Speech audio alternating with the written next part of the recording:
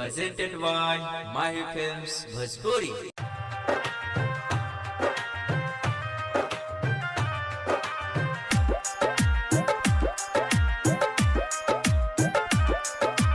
Music director Dharmendra राज।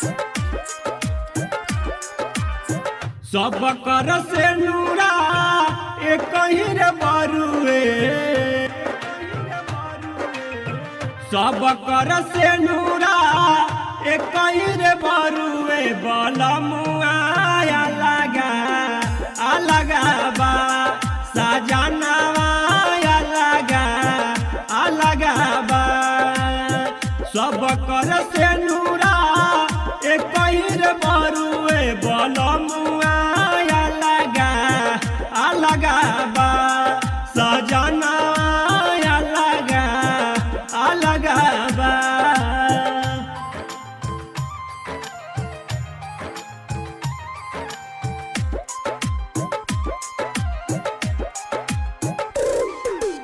Music director Dharmendra राज।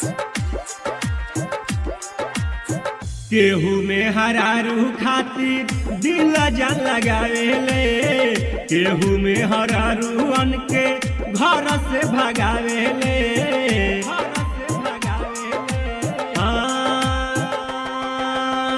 केहू में हरारू खातिर दिल जान लगावेले, केहू में हरारूअन के मारी के भगावेले। सब कर से नूरा एक ही रे बारुए, सब कर से नूरा एक ही रे बारुए, बलमुआ अलगा बा बिचारावा सबके अलगा बा।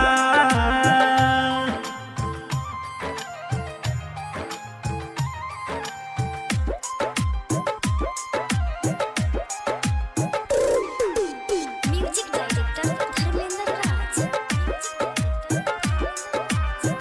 दुनिया के रीत समझ में न आवेला, केहू के केहू नहीं जाके समझावेला। हाँ, दुनिया के रीत समझ में न आवेला, केहू के केहू नहीं जाके समझावेला। सबके से नूरा एक ही रे बारुए, सब कर से नूरा एक ही रे बारुए, बलमुआ अलगा बा सहजनवा अलगा बा।